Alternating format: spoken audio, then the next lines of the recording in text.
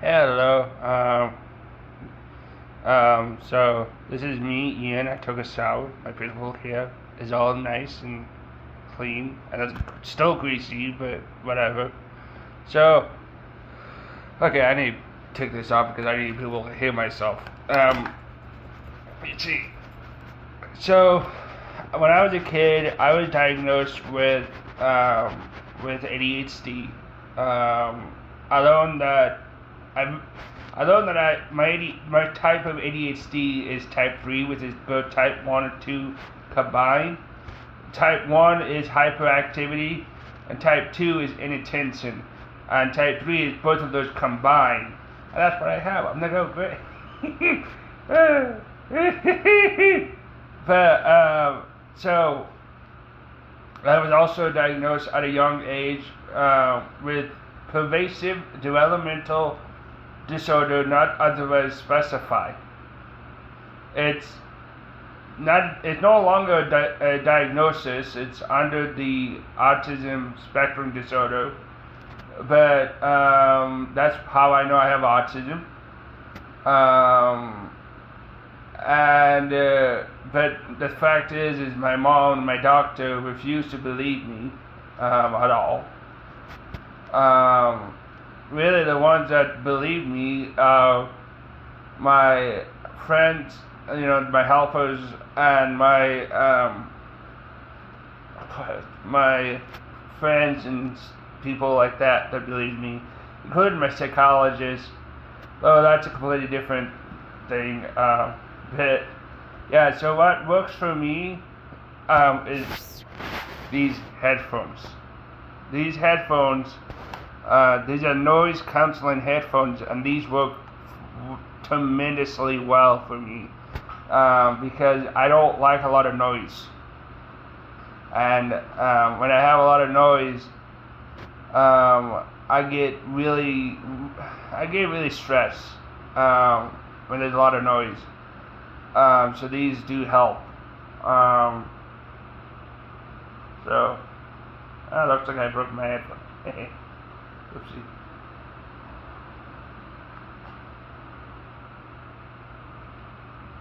Oh well. Yeah, looks like I broke my headphone. I didn't break my headphone, but there's a dent in the headband that, right here, is like a dent. So that's great. But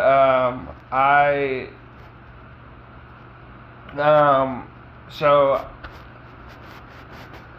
for someone like me, I have difficulty with talking. I also have difficulty with social interaction, mainly because I just don't like being around people. I really don't. I like to be in here by myself. And I know people say, but aren't people with autism, aren't they, aren't they someone who would rather be inside instead of outside? Not exactly. A lot of people who have autism are extrovert. A lot of them, including myself. It's just when there's too many people, we get, it gets stressed and overwhelming, and it's not fun. For me, I have issues. A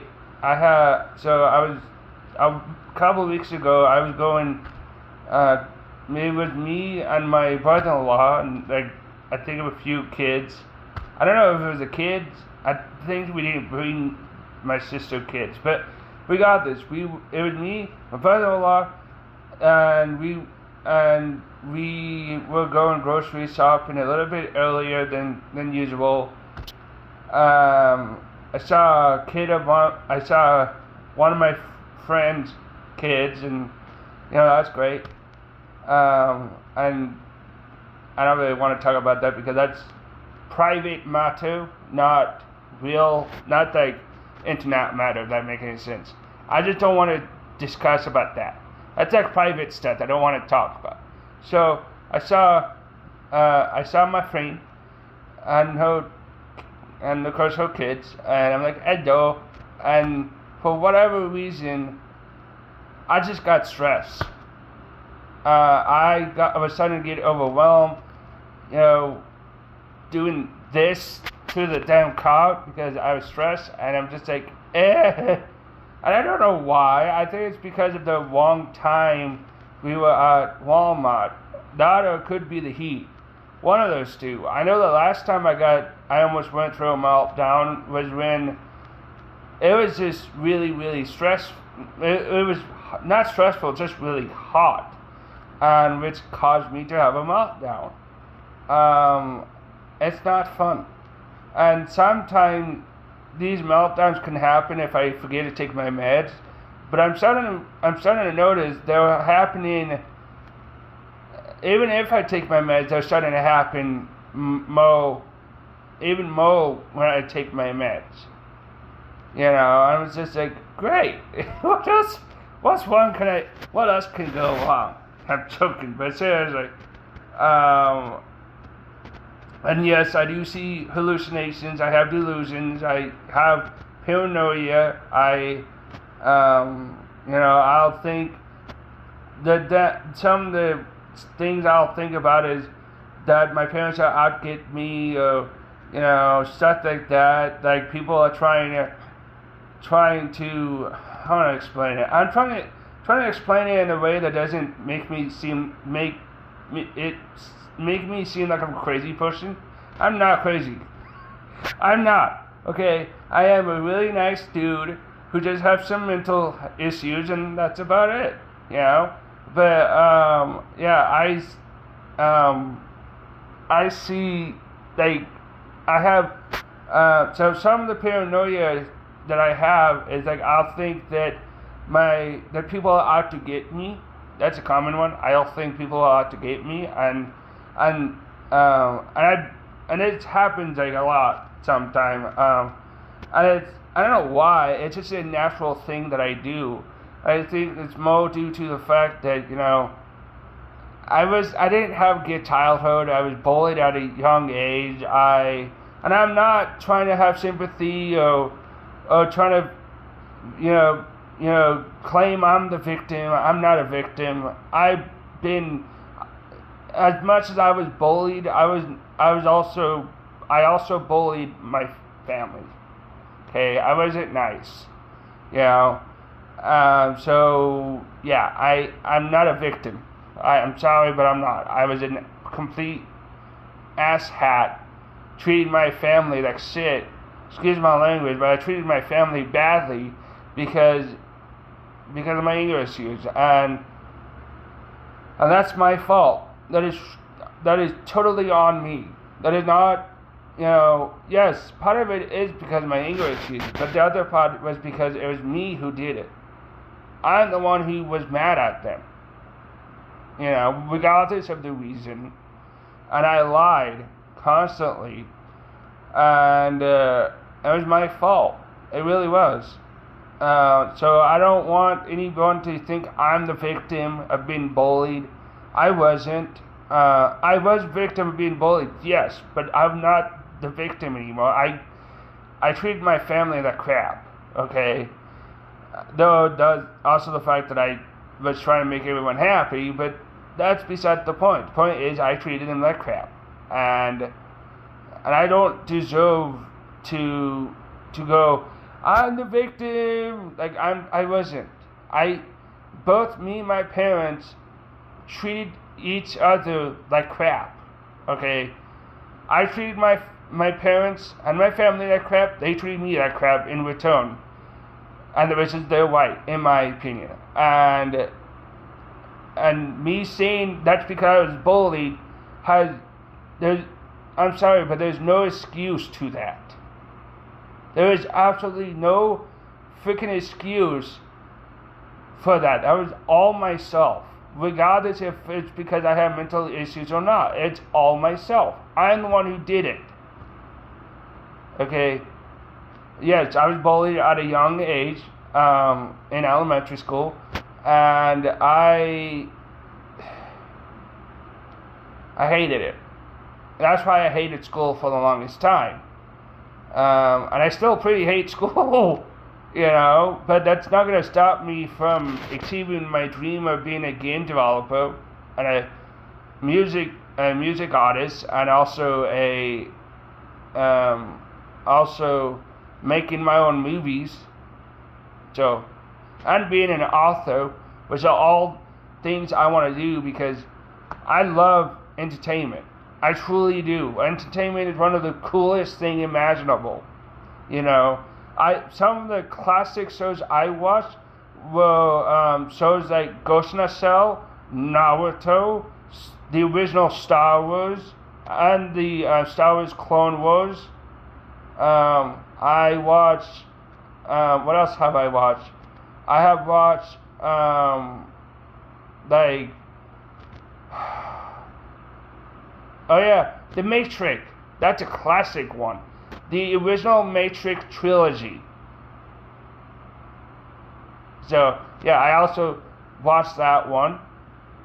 I watched Charlie and the Chocolate Factory, both of them. I have seen both the awful reboot, the one with Johnny Depp. No offense to Johnny Depp, but the one with Johnny Depp in it, it was bad. It was bad. Plain and simple, it was bad. But I also seen the original movie, and that wasn't bad at this first time. I mean, it's not the best movie in today, but it's still a classic. Here's another classic, Dante's Peak. D-A-N-T, comma, comma, S-P-E-A-K. K. That's what I mean, K. Dante's Peak is about a movie. Not a movie. It's not about a movie. Dante's Peak is a movie. It's a movie about this small town called Dante's Peak in the Cascade. And this movie, spoiler, because if you haven't seen it, I'll say spoiler because I'm going to talk about the story. So it's about this small town up in the Cascade, and it has this volcano that is showing signs of erupting with earthquakes and stuff. So there's one volcanologist. Volcanologist is a term calling people who are scientists studying volcanoes. Which I would love to be a volcanologist. I seriously would. Like, that is one of the coolest jobs imaginable. Is studying volcanoes. Like, that's it. That is freaking cool. I'm sorry, but I love volcanoes. I'll just say I'm a simp for volcanoes. Straight up. I love volcanoes. Even Yellowstone. Even some of the most destructive volcanoes. They're freaking majestic. They're majestic. They're cool. But that's besides the point.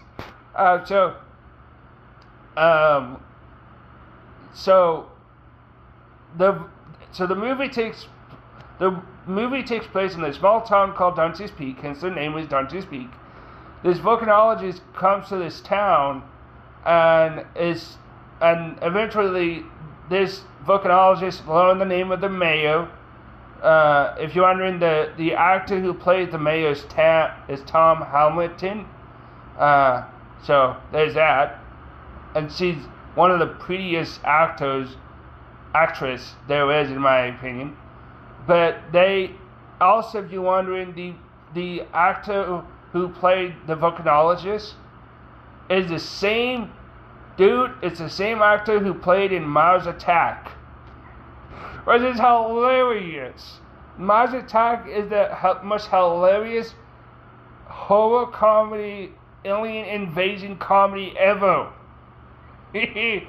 But that's for a completely different video. So they're talking, and they went to this hot spring. Well, they found 2 dead, cooked, and fried human beings. I put it that way, in a hot spring. and luckily the volcanologist saved one of the kids because, well, if the kid would have jumped in, that kid would also get fried and cooked. Yeah. And then they order a meeting, blah blah blah. Chaos erupted. Not really the volcano, but like there was a huge argument and stuff. Then the volcanologist boss, put some sense into the dude. Sadly, he didn't learn the lesson, and he died. Not the volcanologist, but his boss died. Eventually, the volcano erupted. Everyone evacuate, but eventually the military came, the National Guard or whatever, and so what happened is the big boss, the volcanologist boss, he tried to come over with his van, not come, C-O-M-E. He tried to drive off the bridge, but couldn't, and he died. And of course, there was that classic scream of, and eventually the mayor, her kids, and this volcanologist dude drive to save Granny, which is actually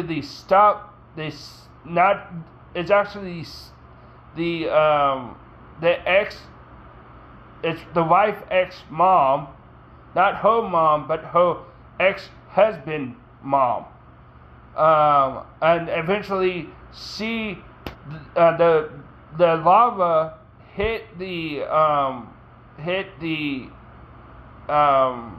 house, and they went into the boat. Well, the boat started to sink because the acid.